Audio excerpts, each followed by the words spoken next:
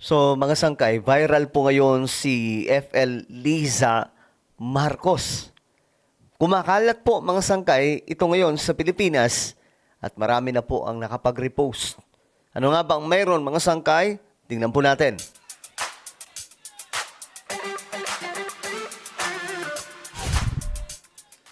Okay, so ayun nga, pag-usapan po natin ngayon itong sinasabing trending at viral na post ng ating First Lady. Asawa po ito ni PBBM, si FL Liza o si Attorney Liza Marcos. So ngayon, ang dami pong nagpo-post. Titingnan po natin mga sangkay at siguro alamin po natin kung anong totoo tungkol dyan. Kasi nagsalita din po ang palasyo at nakapagpaliwanag ng mga sangkay tungkol dyan. Alright?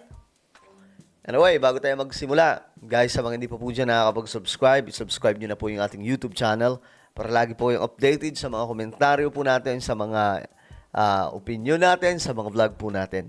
Sa mga nanonood naman po sa Facebook, guys, i-follow nyo po yung ating Facebook page. Okay. So, ito. Tingnan natin. Ito yung mga viral na nag-viral yung post ni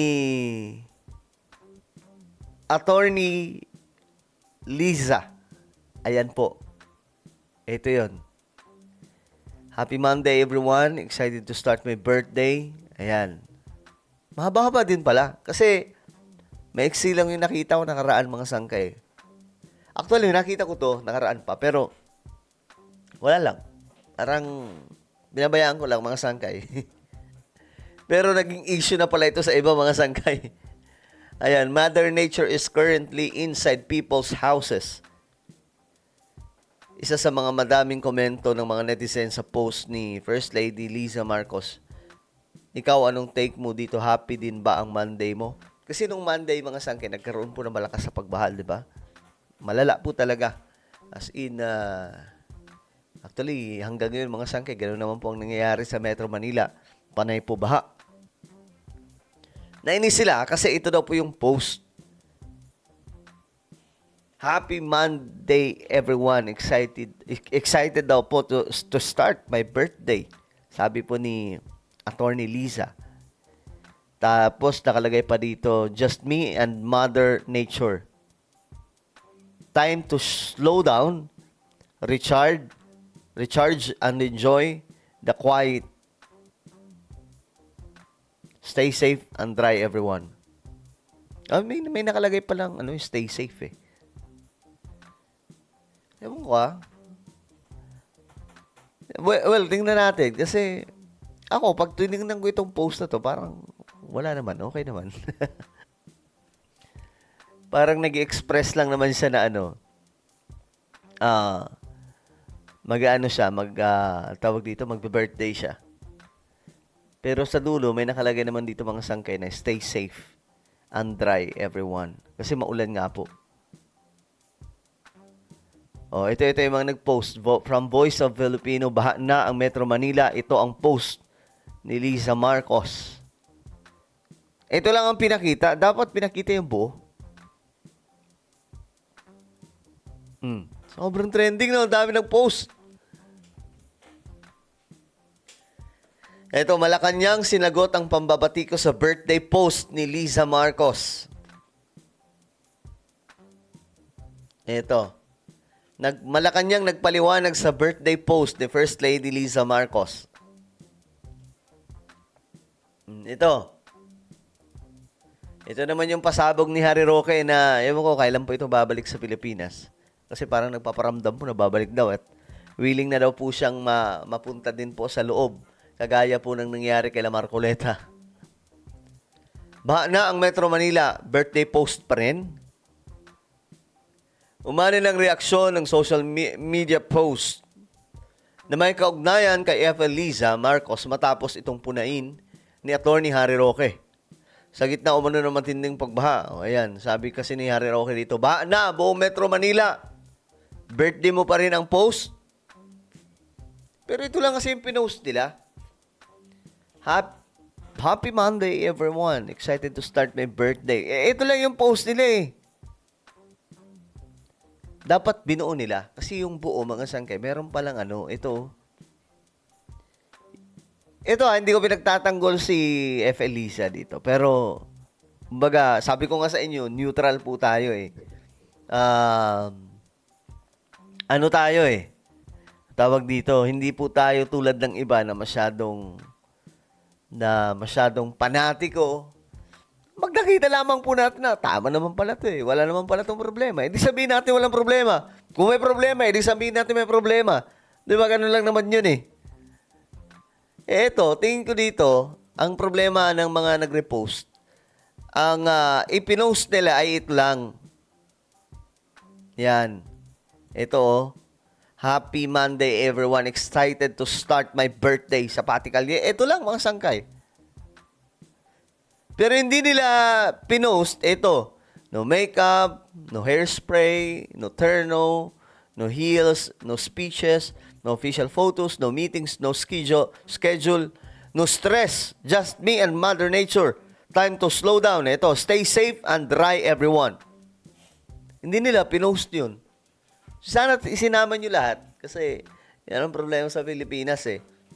Masyado po tayong may problema po tayo pagdating po sa pagtingin sa mga balita o di kaya mga information. Itingnan lang natin yung unang part, tapos hindi ipapakita yung kabuuhan na storya. Diba? O ngayon, tinignan ko yung post na to, hindi pala talaga binura ni F. Elisa. Andito pa rin. At open na open, pwede kang mag-comment oh. Pwede kang mag-comment. Bilib din ako eh. Kasi yung iba, di ba sila Lacson? Pag nagpo-post po sila, tinatanggalan po nila ng comment section eh. Pero ito, wala, hindi po talaga tinanggal. Ayan.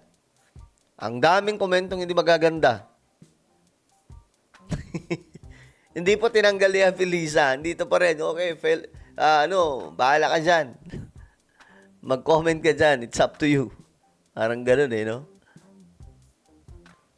O ngayon, tignan natin kasi nagsalita na daw ang Malacanang. Magandang araw mga kapatid. Update muna tayo mula dito sa Malacanang. Nauunawaan daw ng Malacanang kung meron mang mga bumabatikos sa post ni First Lady Liza Araneta Marcos sa kanyang social media.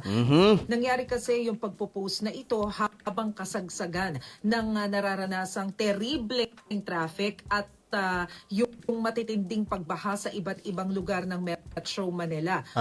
Sa post ni FL, makikita na siya ay nag-birthday sabbatical. Sinabi niya na no makeup, no speech, no heels. So ang tingin ng iba, medyo insensitive itong mga post na ito dahil naka-birthday sabbatical siya habang marami sa mga kababayan natin ang nahihirapan at na-stranded dahil nga dun sa malakas na buhos ng ulan na nauwi sa matinding pagbaha at talaga namang napaka-terribleng trapiko sa buong Metro Manila. Pero ang paliwanag dyan ni Palace Press Officer Claire Castro, nauunawaan nila kung meron mang mga bumabatikos dito sa post na ito ng First Lady, pero wala naman daw ibig sabihin na masamang pinapahiwatig ang unang ginang sa kanyang post. Makikita pa nga daw doon sa post niya na ito na nagsabi pa ito sa lahat na keep safe o stay safe at stay dry dahil nga doon sa mga Ayun, yun yung sinasabi po natin. Nangyayaring pag-ulan. Binigyang diin din ni Jose Castro na bagamat may post na ganito si First Lady, bago pa man din daw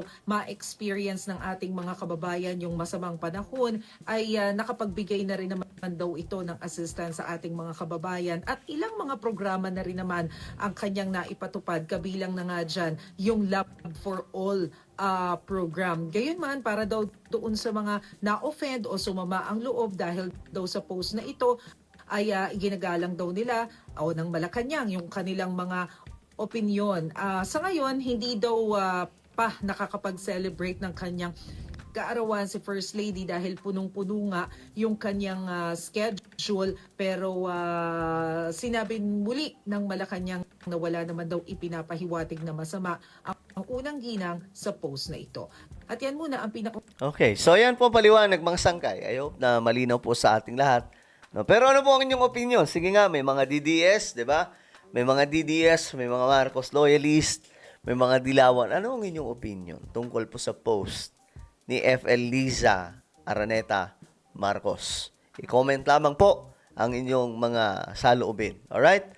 So, meron tayong YouTube channel. Ito po ay Sangkay Revelation. Hanapin niyo po ito sa YouTube ngayon din. Dahil nga po, ito po ay magaganda pong topic ang ginagawa po natin dito related po sa Bible prophecy, mga usapin patungkol po sa Bible, mga testimonies. Hanapin niyo po ito sa YouTube. Then, click the subscribe, click the bell, and click all. Ako na po ay magpapaalam. Mag-iingat pong lahat. God bless everyone.